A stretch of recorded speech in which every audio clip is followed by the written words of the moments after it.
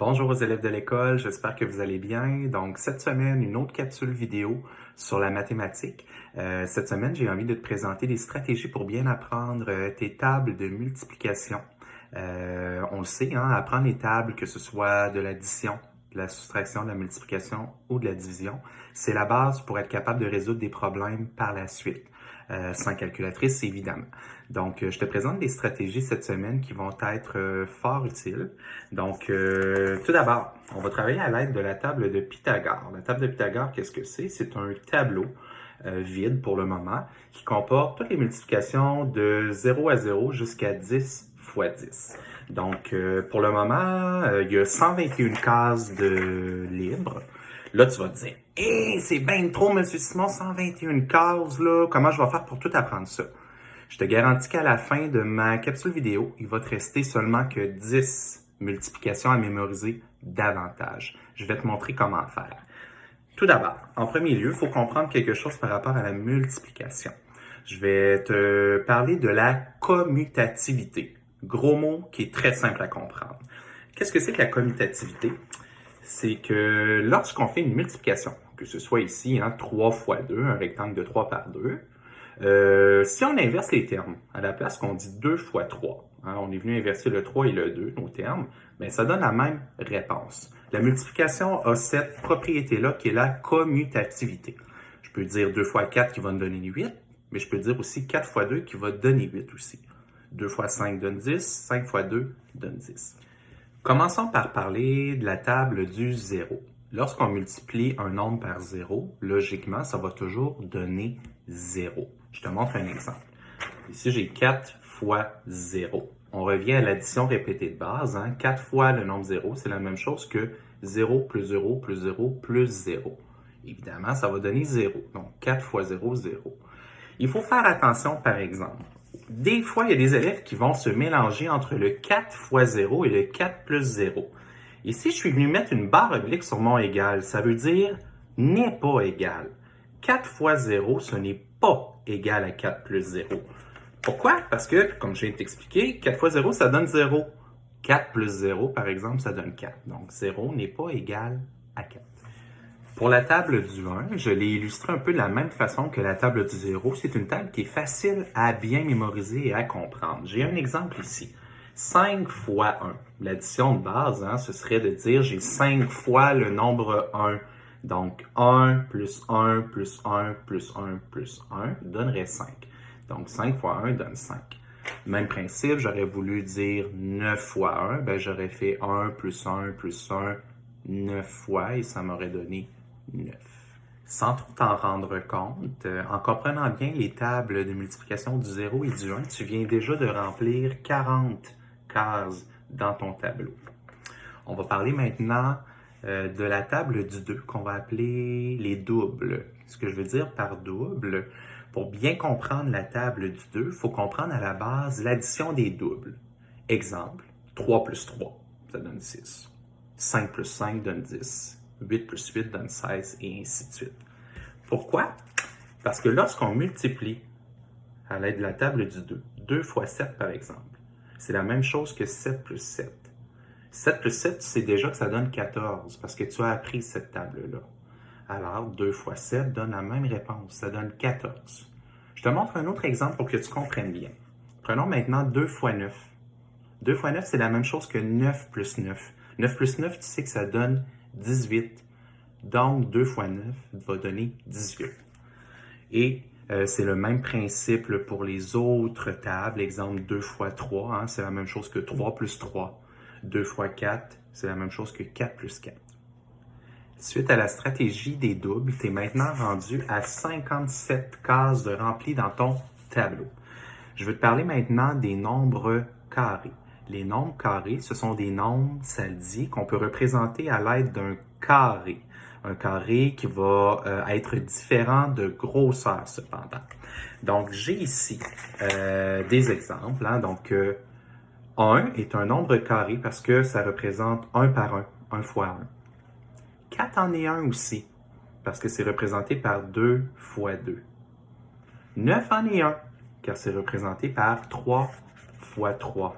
et ainsi de suite. On pourrait continuer là, 4 par 4 qui donnerait 16, 5 par 5 qui donne 25, et on se rend jusqu'à 10 par 10. Un carré de 10 par 10 donnerait 100.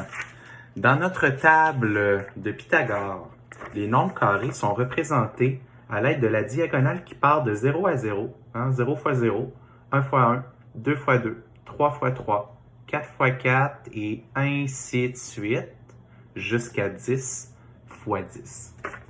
Il faut les apprendre par cœur, il n'y a pas de recette miracle, mais ça t'en fait quelques-uns à apprendre seulement.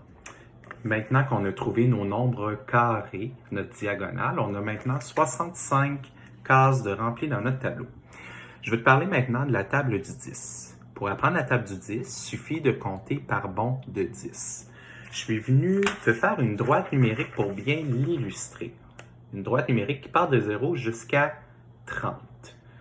De 0 à 10, je suis venu faire un premier bond de 10. De 0 à 20, deux bonds de 10. De 0 à 30, 3 bonds de 10. Donc, 3 bonds de 10, ça s'écrit 3 fois 10, ça donnerait 30. Et j'aurais pu continuer là, ma droite numérique en disant 4 fois des bonds de 10 donne 40, 5 fois des bonds de 10 donne 50, et ainsi de suite. Une fois les tables du 10 trouvées, tu es maintenant rendu à 79 cases en tout de rempli dans ton tableau. Donc, il n'en reste pas gros là, pour arriver à la fin. Maintenant, je vais te parler de la table du 5. La table du 5, c'est le même principe que la table du 10. Il suffit de compter par bond de 5. Pour ce faire, je suis venu te faire une grille des multiples du 5, des bonds de 5, pour te montrer que, dans le fond, un premier bond de 5, ça donne 5. Deuxième bond de 5 donne 10. Troisième bond de 5 donne 15, et ainsi de suite. J'ai arrêté à 9. J'aurais pu continuer jusqu'à 10 en disant le 10e bond de 5 donne 50. Encore une fois, la commutativité nous dit que si le premier bond de 5 donne 5, ben 5 fois 1 donne 5. 2 fois 5 donne 10, donc 5 fois 2 donne 10, et ainsi de suite. Une fois la table du 5 trouvée et insérée dans ton tableau, eh ben, tu réalises que tu as 95 cases de remplies. Il en reste vraiment pas gros là, pour compléter ton tableau et connaître toutes tes tables. Maintenant, je te parle de la table du 9. La table du 9, qu'est-ce que c'est? Lorsqu'on multiplie par 9, on veut compter un ensemble de moins que si on multipliait par 10. Je t'explique ça à l'aide d'un exemple concret. L'exemple du 6 fois 9. 6 fois 9. On sait que 6 fois 10 donne 60. Je vais venir enlever un paquet de 6 à ce 60-là. 60 moins 6 va me donner 54. Donc, 6 fois 9 va me donner 54. Je te montre un autre exemple avec le 8 fois 9 cette fois-là. 8 fois 9. On sait que 8 fois 10 va donner 80. Je vais venir soustraire 8 à 80 qui va me donner 72. J'aurais pu faire la même chose, exemple, avec 9 fois 5. Je sais que 10 fois 5 donne 50. J'enlève un paquet de 5 à 50, donc ça me donne 45 comme réponse. Un autre fait qui est très intéressant par rapport à la multiplication du 9, les produits, les réponses, si tu les décortiques, tu vas toujours constater que les chiffres qui donnent la réponse, quand on les additionne, ça donne 9. Je te donne un exemple. 18, c'est le chiffre 1 et le chiffre 8. En additionnant 1 et 8, ça donne 9. 27, chiffre 2, chiffre 7. 2 plus 7 donne 9. 36, 3 plus 6. 3 plus 6 donne 9. Donc, toutes les réponses vont toujours donner 9 quand on s'occupe seulement que des chiffres. Même chose ici, 45. 4 plus 5 donnerait 9. J'aurais pu continuer la liste jusqu'à 9 fois 10 et ça aurait fonctionné aussi. Une fois que tu comprends bien la table du 9 et que tu l'as insérée dans ton tableau, il te reste maintenant seulement 20 cases vides. Ce sont des multiplications que tu vas devoir apprendre par cœur, à mémoriser. Mais attention, je dis 20, mais tu te souviens de ce que je t'ai dit tantôt, hein? La commutativité existe. Donc, ça veut dire que c'est pas 20 que tu dois apprendre, mais bel et bien 10 multiplications. Pourquoi? Parce que regarde, si tu apprends, exemple, que 3 fois 8 donne 24, ben en même temps, 3 fois 8, tu vas savoir que 8 fois 3 donne 24. Donc, tu trouves deux réponses identiques en même temps. Donc, à la fin, tu en as seulement 10 à apprendre. C'est pas beaucoup. Le défi que je te lance donc cette semaine, c'est de venir compléter la table de Pythagore. Je te rappelle, il manque 20 cases à remplir. Mais en même temps, ça fait seulement 10 multiplications à mémoriser. Trois possibilités pour toi. Première possibilité, tu peux trouver la table de Pythagore sur Internet et l'imprimer. Si tu n'as pas accès à une imprimante, la deuxième possibilité, c'est de venir créer ton tableau à la main. Ça se fait assez rapidement. Sinon, sur un document Word, il y a possibilité aussi de venir créer un tableau de 12 lignes par 12 colonnes, et tu peux par la suite compléter la table directement à l'ordinateur. Je te souhaite bonne chance. J'espère que tu vas réaliser mon défi haut la main, puis bon apprentissage des tables. À bientôt.